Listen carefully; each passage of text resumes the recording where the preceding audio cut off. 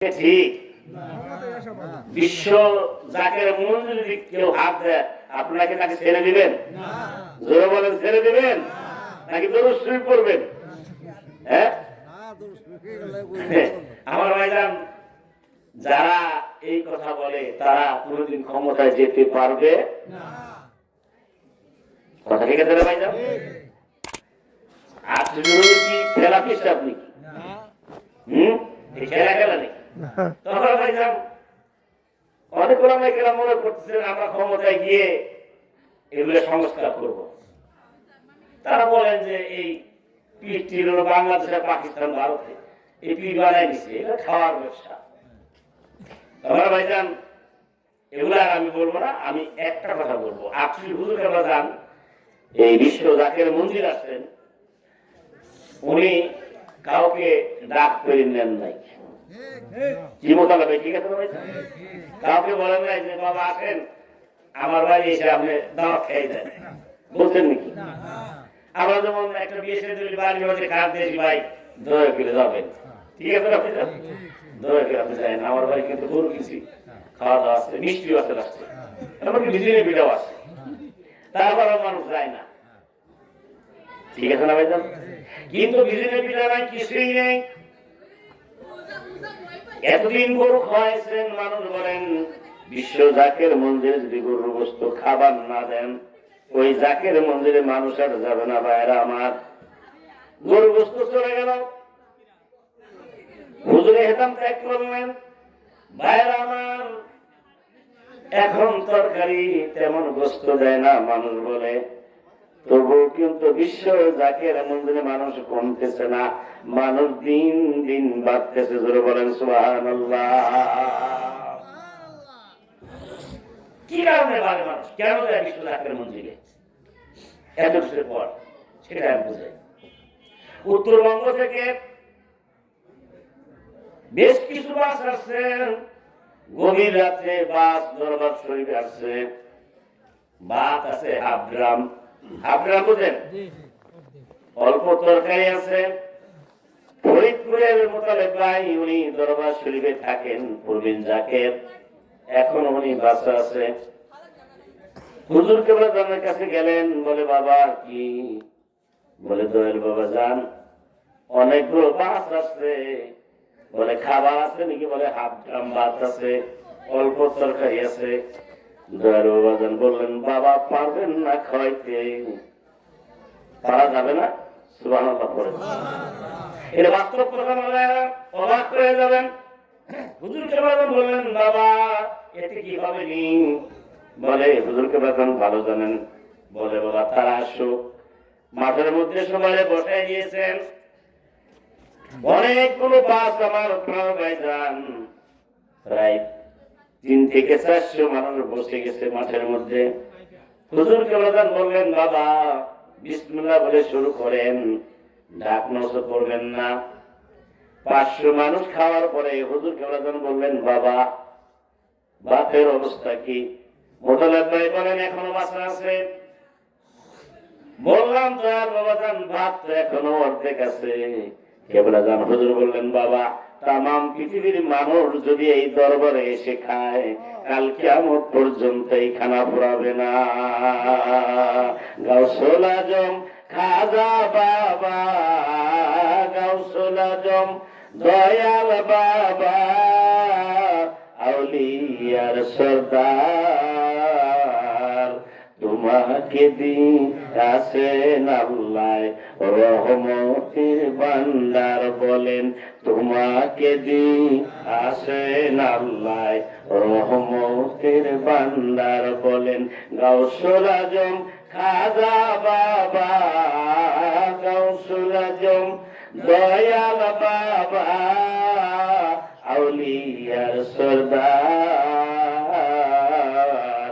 তোমাকে দিয়েছেন আল্লাহ রহমতের ভান্ডার। মাওলায় রহমতের ভান্ডার, রহমতের ভান্ডার না?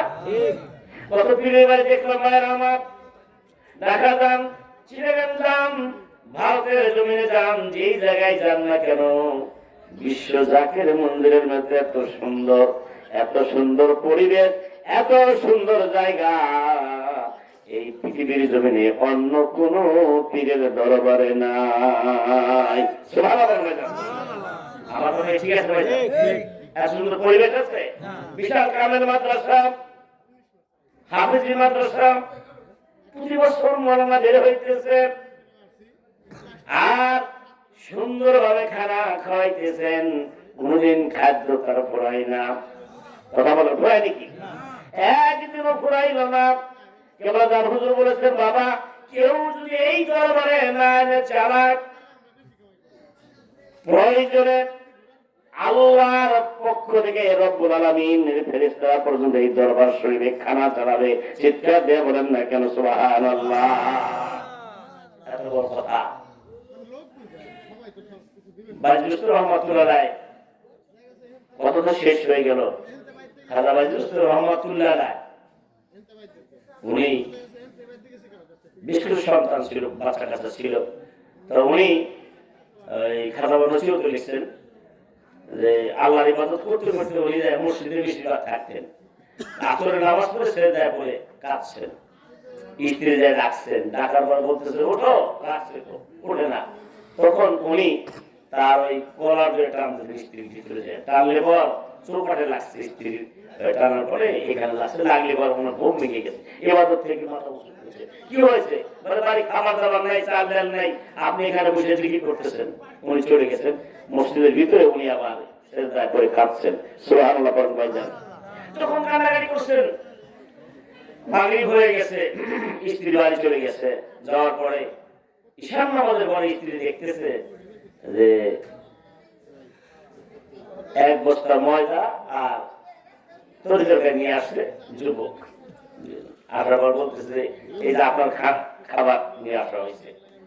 বলছে এগুলো কি? কাঁচা ময়দা তরকারি আছে। বলে এটা কে পাঠাইছে? বলে আপনার স্বামী যা চাকরি করে সে পাঠাইছে। সুবহানাল্লাহ করে ভাইজান। তারা দুজন কারা? ফেরেশতা না? কথা বলে ফেরেশতা না? বাজুস্তুর রহমাতুল্লাহ ঈশান নামাজ পড়ে গিয়ে দেখেন যার রুটি মুড়ি অনেক খায় পেট ভরে বেশ আরাম করতেছে। বলে কোথেকে আসলো? বলে এই ঘটনা। বলে এই বস্তা নিয়ে সারা গ্রাম ধরে বিলাই দিচ্ছে। সুবহানাল্লাহ পড়ে ভাইজান। পরের দিন আবার 2 বস্তা পাঠাইছে। এখন 2 বস্তা পাঠালে ওই দিন যায় আবার তাই আবার বেড়েছে। তখন বললেন যে আল্লাহ পক্ষ থেকে শব্দ আসলো যে বুঝলেন না, ওই আল্লাহদের মধ্যে ইলহাম হয় বলতেছেন, আল্লাহর ওলির কাছে জানাই দিচ্ছেন যে কাল কিয়ামত পর্যন্ত বাইজির দরবারে খানা পড়াবে না। চিৎকার দিয়ে বলেন না কেন সুবহানাল্লাহ। এই দরবার জমানার মহান আল্লাহর ওলির দরবার। হুজুর কেবলাজান বলেছেন, বাবা এই দরবারে খানা কিয়ামত পর্যন্ত খায় শেষ করা যাবে না। এই জন্য ভাইজান আমরা যারা বিশ্ব জাকের মন্দিরে যাই বা যাই না, একটা কথা খারাপ বলছেন, বাবা কারো বিপদ করেন না। আমার হুজুর কেবলাজান কোনোদিন কারো গালি দেয় নাই, দিচ্ছেন? কারো কোনদিন গালি দেন নাই, কারো রাগ করেন নাই। খারাপ লোক গেলেও বলছেন বাবা ভালো কথা আসেন, ভালো আদেশ দিচ্ছেন। মহামান্য মিয়া ভাইজান আমি আমার সাথে থেকে লেখা আছেন। আমি একদিন কিছু লোক নিয়ে গেছি, হান্নান ফকির নাম, আমার এক্সট্রা হয় তার নিয়ে গেছি। তো উনি 800 হুজুরের বাড়ি যান নাই করবি এমনি গেছেন বাইরে বলে বয়স আছে। তা আমি নিয়ে গেলাম, তার পাশে নিয়ে ভাইজান কথা বললেন ওনার সাথে। আপনি নতুন আসছেন? বলে জি ভাইজান। উনি দাঁড়ায় তাকায় দিয়েছেন, বললেন যে কি কি কিছু বলবেন? বলে ভাইজান না, কয়টা খাওয়া দাওয়া করে যান। এই কয়টা কথা বললেন। উনি বাইরে এসে বলতেছেন যে ভাই এত সুন্দর কথা, এত সুন্দর চেহারা, এই বাংলাদেশে আমি বহু দেশে গেছি কিন্তু এরকম পীর আপনার অরিজিনাল ওলি আল্লাহ ওনরা। সুবহানাল্লাহ বলেন ভাইজান।